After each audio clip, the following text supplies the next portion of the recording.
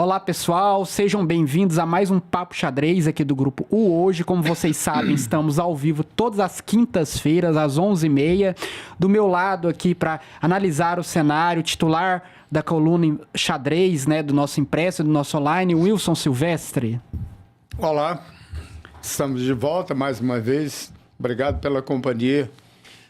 À disposição sempre discutindo os assuntos mais quentes, né? Vocês que acompanham a gente devem ter visto aí, né? Quem tá acompanhando a gente geralmente gosta de política. Tivemos uma série de pesquisas que saíram essa semana. Genial Quest saiu hoje. Ontem saiu o Atlas Intel. Já teve Real Time Big Data e tudo mais. E eu queria saber do Wilson. O cenário tá cristalizado numa polarização entre Lula e Flávio Bolsonaro ou ainda existe espaço para terceira via? Bom, Bruno, a essa altura, faltando 2 meses para o primeiro turno da eleição, acho muito difícil surgir uma terceira via aí. Mas tem gente que acredita que o Caiado, em face de ter, em média, 35 milhões de eleitores aí que não querem nem Lula e muito menos Flávio Bolsonaro, que esse eleitorado possa migrar para uma terceira via. Fala-se no nome de Caiado, mas eu acho muito difícil. Não tem tempo hábil para tornar conhecido o Caiado suficientemente para quebrar essa polarização.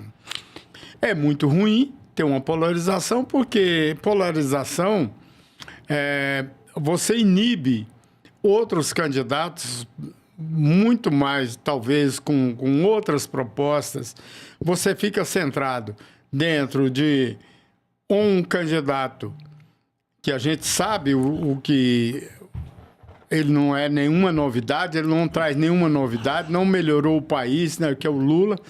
O PT tem 20 anos que está no poder, a única coisa que produziu até agora é só corrupção e transferência de renda, e asfixiando o setor produtivo em detrimento de uma camada da população, criando cidadãos de terceira classe, dependentes do Estado, sem nenhuma porta de saída dessa dependência. E do outro, um bolsonarismo que, de uma certa forma, está centrado na figura personalizada de Jair Bolsonaro, que as propostas até agora, que o país está num buraco sem fim, com o déficit já atingindo aí 82% do PIB, segundo alguns especialistas já está a mais de 90%, quase chegando a 100%, mas enfim. Então, acho muito difícil uma terceira via. Mas as pesquisas, pelo menos, mostram que a polarização está entre Flávio e Luiz Inácio Lula da Silva. Então é muito difícil quebrar essa polarização. As pesquisas, como sempre, tendem para o Lula.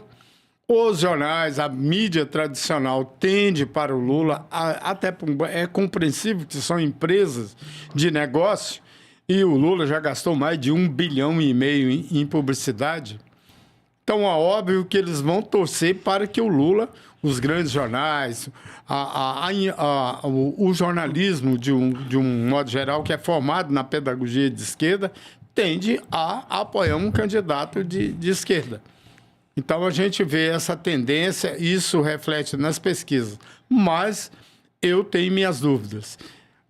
Eu continuo dizendo, o antipetismo está muito forte.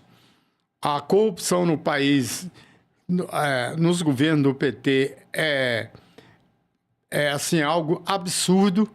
Então, pior com ele, pior sem ele. Mas eu acredito que essa eleição será definida no segundo turno. O Lula vai chegar na frente, mas a soma dos votos de Flávio Bolsonaro, do Centrão, que está neutro, do Zema e de Caiado, ultrapassa os votos do Lula. O Lula não tem concorrente dentro da esquerda. O Flávio tem.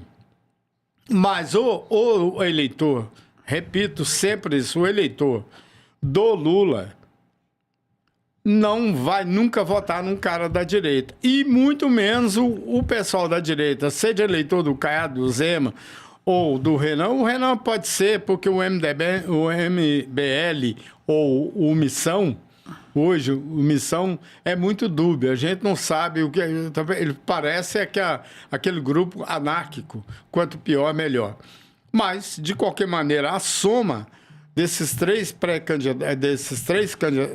candidaturas, elas superam o eleitorado do Lula, que está restrito apenas no campo da esquerda. Isso. Então, as pesquisas refletem isso. Eu vou te passar um exercício, que você gosta de psicanálise, essas coisas, que você já falou isso várias vezes aqui no programa. Porque, assim, igual você mencionou, o país vai de mal a pior. Recentemente saiu uma notícia que 1 milhão de brasileiros estão parcelando comida no iFood, pizza. Não estão conseguindo pagar uma pizza de R$100 à vista. 82% da população tem alguma dívida. A maior parte dos empregos gerados, que geralmente o governo comemora... Subemprego? Subemprego, é caixa de supermercado, é porteiro de prédio, é frentista. Enquanto isso, o mundo está discutindo inteligência artificial, terras raras, uma eventual Terceira Guerra Mundial. São assuntos, assim, que dominam o debate mundial, e o Brasil preso nessa lenga-lenga aqui.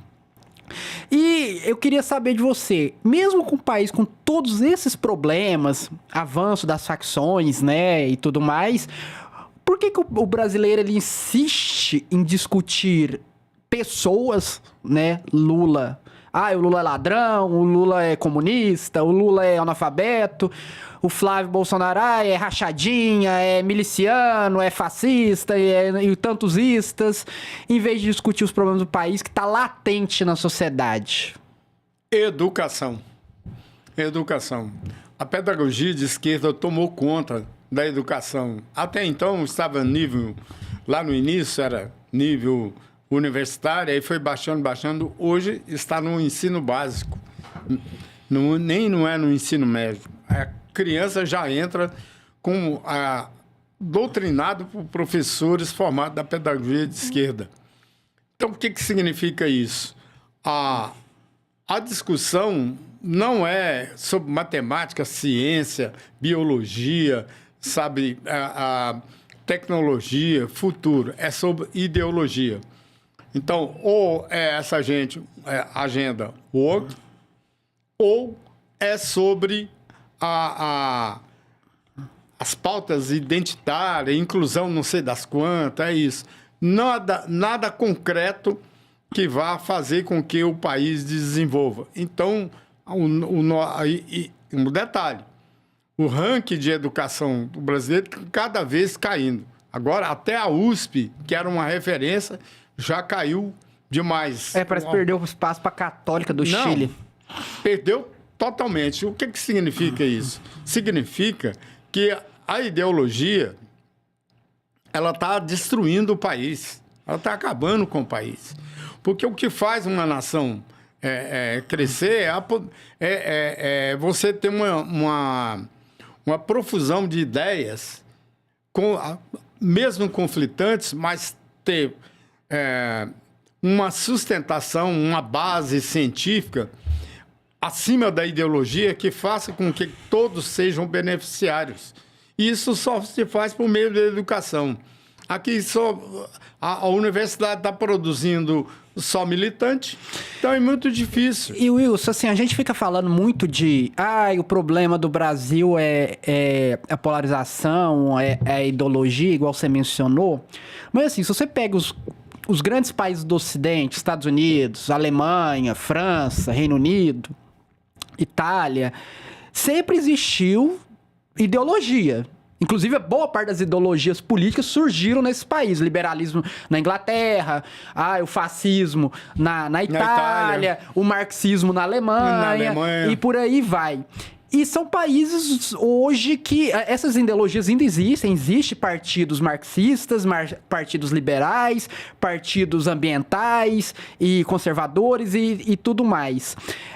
Mas parece que o debate ele tem mais alto nível. Porque, por exemplo, aqui no Brasil, Wilson, às vezes você vai debater com alguém de esquerda, eu acho que o SUS... você faz qualquer crítica ao SUS, a pessoa já fala que você é elitista.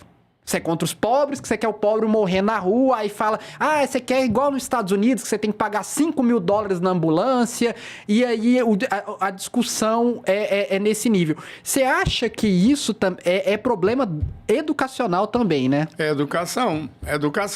Veja bem, porque quando você acabou de mencionar, quando você contesta alguém que está com uma ideia pré-concebida, significa que aquela pessoa que você está conversando, ela está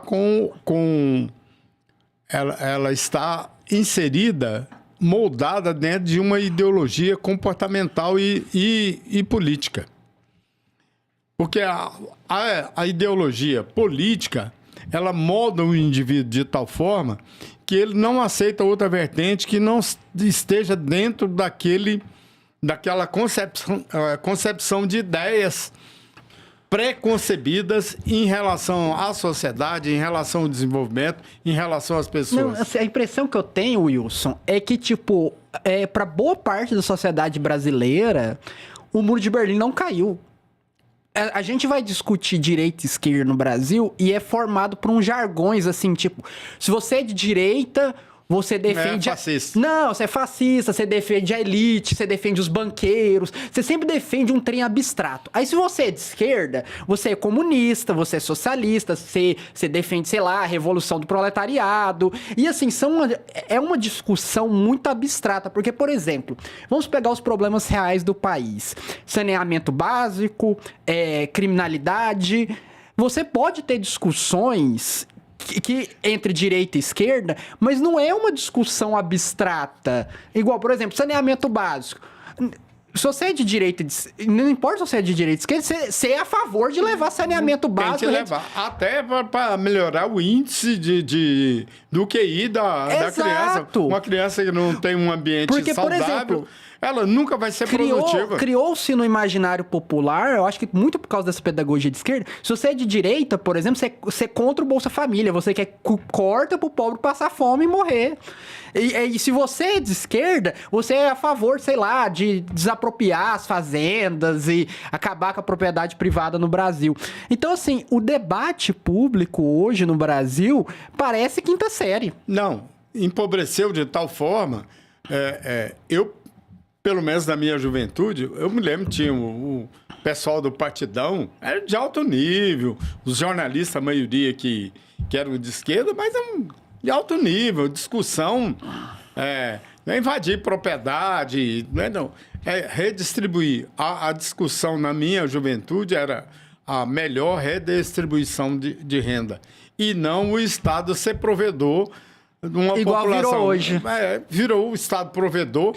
O Estado não tem dinheiro, ele vem da iniciativa privada. Se você mata a iniciativa privada, o Estado não vai ter dinheiro. A União Soviética, ela faliu, virou uma merda, porque o Estado era dono de tudo. É Cuba agora, não precisa ir lá na União Soviética, Cuba. Caindo tudo os pedaços, não tinha uns carros. Eu me lembro quando resolveram daquela marca? Lada. A Lada. Meu Deus do céu, um trem horroroso. Então, veja bem, isso já foi provado 1 milhão de vezes que não dá certo, não deu certo em lugar nenhum, por que vai dar certo aqui? Mas eles insistem. Tem a casta privilegiada lá do topo da burocracia e o resto pobre. E isso é uma coisa interessante, Wilson, porque quando você pensa na esquerda, eles têm muita retórica. E o eleitor desinformado geralmente acredita que eles são a favor da distribuição de renda, de acabar com a desigualdade e tal. Só que se você pega os indicadores do Estado brasileiro, onde ele coloca a mão, ele aumenta a desigualdade. Aumenta a porque ele desigualdade. vai lá, ele dá R$600 pro pobre coitado do Bolsa Família e dá um salário de 300 mil por mês para um juiz. Tem juiz no Brasil ganhando um apartamento por mês, Wilson.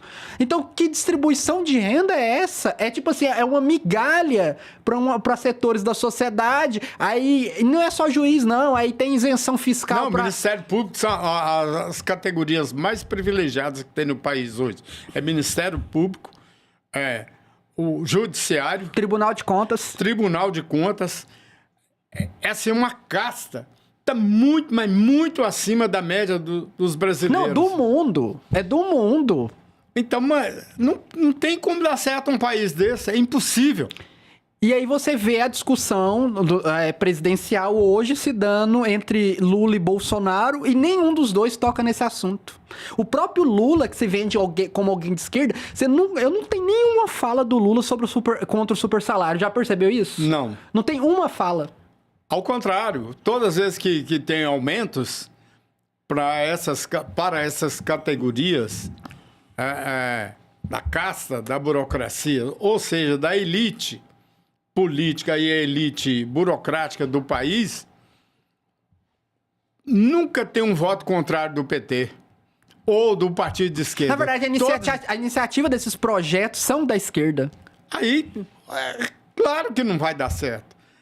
Hoje, a grande discussão é o seguinte: funcionalismo público, estabilidade, o Estado, o contribuinte, não é o Estado, é o contribuinte. Para aposentar um cara, enquanto na iniciativa privada o sujeito aposenta com 6 mil e qualquer coisa, é o teto, no setor público, além do contribuinte pagar o complemento da aposentadoria do funcionário público, ele paga uma parte, ou o outro quem paga é o Estado, ou o Estado brasileiro paga. Ou seja, o contribuinte que paga.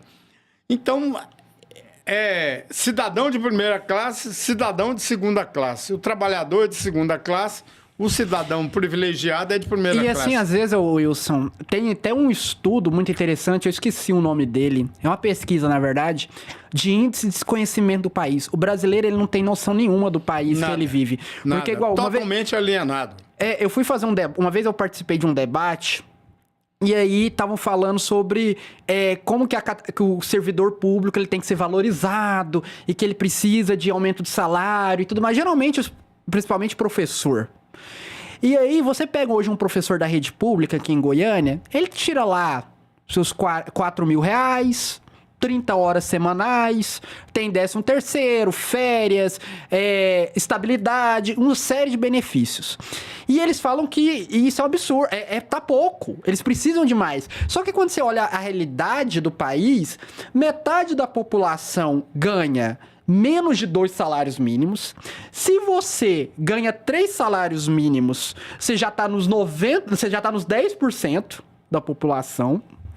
E boa parte da população hoje brasileira tá vivendo de iFood e Uber. Entregar comida ou levar trabalhador de cima para baixo. Esse trabalhador, ele não tem auxílio-desemprego. Garantia nenhuma. Ele não tem INSS, ele não tem FGTS, ele não tem nenhuma proteção trabalhista. Se ele sofre um acidente, um motoqueiro desse, ele vai parar lá no Hugo, porque possivelmente não tem plano de saúde. E nesse tempo que ele vai tá parado, não vai estar colocando dinheiro em casa para sustentar os filhos, para sustentar a esposa. Enquanto o servidor público, se ele fica doente, ele vai pegar atestado, ele vai pedir um auxílio doença no INSS e a vida que segue. Então, assim, o brasileiro, ele não tem noção nenhuma da pobreza que é esse país. Exato. E outro agravante é que você tem uma minoria privilegiada dessa casta sendo sustentada, haja vista aí a questão dos penduricalhos. A própria justiça brasileira está desmoralizada porque ela, além das decisões absurdas, de ter se tornado um braço político ao invés de Cuidar Jurídico. jurídico e cuidar só da Constituição, do direitos, das leis. Direitos e deveres, ela passou a ser um poder acima de todos os poderes. Então, inverteu totalmente o equilíbrio democrático. E isso tem reflexo privilegiando cada vez mais essa casta que, em detrimento do funcionalismo público, em detrimento da classe trabalhadora. Então, diante desse impasse aí, eu não tenho esperança mais em relação ao Brasil. Eu não sou otimista. Seja quem vencer... Até porque você já viu de tudo, né, Will? Você pegou hiperinflação nos anos 80, você pegou confisco da poupança do Collor, impeachment do Collor, plano real, aí você tá pegando agora o PT destruindo o plano real. Regime militar. Então, O Brasil, ele parece um voo de galinha, né? Ele vai e volta assim há 40 anos. Eu perdi a esperança no país, não vejo nenhuma perspectiva, não vejo nenhuma, nem com Flávio e muito menos com Lula. Muito menos com Lula. Até porque o Lula já tá aí a terceira vez, né? O governante vai ter que tomar medidas drásticas logo no primeiro dia que assumiu o governo. E eu não vejo o Flávio com coragem e muito menos o Lula vai fazer isso. É isso. Eu acho, Wilson, fazendo um complemento aí na sua fala pra gente já encerrar, que eu só vejo hoje um caminho pro Brasil, que é a gente realmente virar um Estado federado nos moldes americanos. Onde, assim... tem o presidente, só que os estados têm autonomia para cada um seguir sua vida. Porque você vai concordar comigo, Wilson, a realidade no Brasil, em Goiás é uma, a realidade no Rio Grande do Sul é outra, a realidade em Sergipe é outra. É um país de área continental. De área continental. Eu fui ver... multicultural. Se eu não me engano, o estado da Amazônia ou Pará é do tamanho da Mongólia, que é um país grande da Ásia. Então, assim, o território brasileiro, ele é o dobro da União Europeia, que é composto por 27 países. Exatamente. Então, assim, e dentro disso, além das diferenças culturais, regionais, tem as diferenças econômicas. O problema por exemplo, se você for em São Paulo, não tem problema de saneamento básico igual tem em Manaus. Se você for na Bahia... Manaus, eu vi recentemente um documentário sobre a praia de Ponta Negra. Rapaz, horroroso, tá horroroso. Acabou, lixo, esgoto. Aí você vai pra São Paulo, pra Bahia. A Bahia tem um problema de criminalidade muito maior do que Goiás, por exemplo. Eles são estados que fazem fronteira. Então, assim, e talvez eu concentraria nessa discussão também o modelo parlamentarista. Pois desde a redemocratização, nenhum presidente no Brasil conseguiu maioria no Congresso. Aí tem que fazer aqueles conchave da emenda. Toma lá, vaca. Aí um cara fala, não, tem meu apoio, mas eu quero isso, ou a obra, não sei o quê. Não tem como governar. Vamos pegar um caso concreto. A gente o Kassab, né, o PSD, tá apoiando a pré-candidatura do Caiado, candidatura agora, porque já teve a convenção. De direito, com 3 ministérios. No governo Lula. Como que você explica isso? Pega um cidadão europeu e explica isso pra ele. Ele não vai entender nunca. A gente criou a gente tem aquela piada que jabuticaba é brasileira, né? A política brasileira é pura jabuticaba, porque tem umas coisas assim, Wilson, que não dá pra... Só tem aqui. Só tem aqui, é impressionante. E o mais grave de tudo isso é que não há nenhuma identidade partidária. O cara tá num partido hoje, amanhã ele vota, ele muda. E sabe que... Não tem. Não, a eleição agora, o que foi uma revoada de migração de um partido para outro, saindo de um outro. Aí o próprio Caiado saiu do União Brasil, foi pro PSD. Exatamente. E assim, o que mais me entristece, Wilson, porque, por exemplo, você pega na Europa... Eles estão agora com problema de imigração e baixa taxa de natalidade. Que são problemas novos. Governos ainda não sabem como... Alguns governos dão benefício, isenção fiscal, para ver se melhora essa questão da natalidade, se tem que pegar imigrante e deportar em massa, mas são problemas novos. O negócio do Brasil é que a gente tem problemas, igual, por exemplo, saneamento básico, que são problemas do século XIX. Atávico. Entendeu? São problemas, assim, do século XIX. A gente sabe como solucionar, mas parece que nem a população, muito menos os políticos, estão dispostos a fazer isso. Porque você concorda comigo que esses problemas brasileiros, que são esses problemas estruturais, saneamento, segurança, educação, são problemas que tem que o remédio é amargo? E ninguém está disposto a tomar. Extremamente amargo. E outra coisa, eu me lembrei aqui de um professor meu que ele olha, isso nos anos 70, lá aqui. Não, nos anos 60. Ele falava o seguinte, ele falava assim, olha, já questionava o desenvolvimento do Brasil, a miséria e tudo. Ele falava assim, o país só vai desenvolver o dia que o brasileiro aprender a lavar as mãos antes das refeições. Continua o mesmo problema, o brasileiro não lava as mãos. É muito raro. Não, e assim, e aí... Ou seja, é um processo cultural com reflexo político, econômico, social, que tá aí e ninguém... Porque ele só tem uma forma. Ele só tem uma forma. Começar lá no básico. Mas como é que você vai começar no básico se a própria pedagogia de esquerda já coloca uma ideologia na cabeça, é formado, o professor é formado... Haja vista que o magistério, hoje, quem forma no magistério, ele sai lá com o Freire sendo o maior gênio da raça humana, do ensino, da pedagogia, do oprimido. Então, deu no que deu. O desastre, o Brasil está indo ladeira abaixo, só caindo no ranking. O QI do brasileiro está abaixo da média mundial, a média está em 100, o nosso está caindo para 75. Então, tem alguma coisa errada. E começa lá, saneamento básico. Enquanto o brasileiro não aprender a lavar as mãos antes das refeições, o Brasil vai continuar sendo um país atrasado. É isso. Não, e assim, o custo político de boa parte dessas reformas, no nosso sistema de eleição de 4 anos, né, com reeleição, torna qualquer iniciativa inviável, porque o cara que for mexer nesses vesperos, ele tem que estar disposto a não ser reeleito. A não ser reeleito. Exatamente. Ninguém quer tomar medidas drásticas. O Fernando Henrique fez isso. Ele não conseguiu fazer o sucessor, ele consertou o país, mas pagou o preço. Pagou o preço. Pagou o preço. O PSDB, principalmente, nunca mais ganhou a eleição. Nunca mais ganhou a eleição. E aí, só pra gente finalizar, igual, vamos pegar um caso concreto, Wilson.